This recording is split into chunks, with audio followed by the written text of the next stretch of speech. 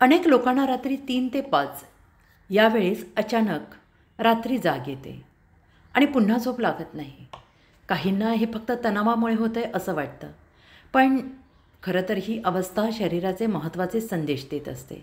Ayurveda, Chinese medicine आणि आधुनिक वैद्यकशास्त्र या तीनही शाखांमध्ये याबाबत वेगवेगळे दृष्टिकोन दिले आहेत, जे आपल्या झोपेच्या पॅटर्नशी थेट संबंधित आहेत. चायनीज मेडिसिननुसार पहाटेच्या वेळी शरीरातील महत्त्वाचे अवयव स्वच्छता आणि संतुलन राखण्यासाठी कार्यरत असतात. विशेषतः यकृत आणि फुफ्फुस यावेळी जास्त सक्रिय असतात.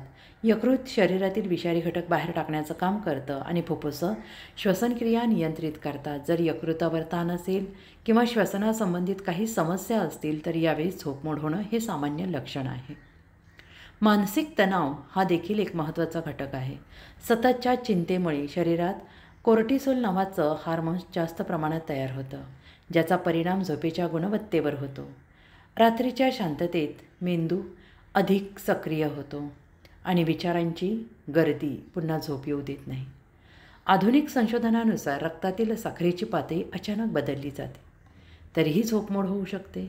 रात्री उशिरा जड किंवा गोड पदार्थ खाल्ल्याने साखरेत चढ उतार होत असतात आणि शरीर सतर्क होतं. त्यामुळे झोपण्याआधी हलकं आणि पचायला सोपं अन्न घेणं आवश्यक असतं.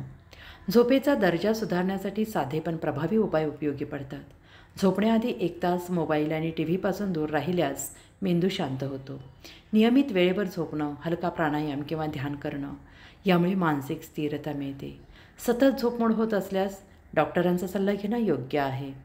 या छोट्या बदलांनी झोपेची गुणवत्ता वाढते, शरीराची अंतर्गत यंत्रणा संतुलित राहते, मानसिक शांतता मिळते आणि यामुळे रात्रीच्या जागरणाकडे दुर्लक्ष न करता ते शरीराचा संदेश समजून घेणं आवश्यक आहे.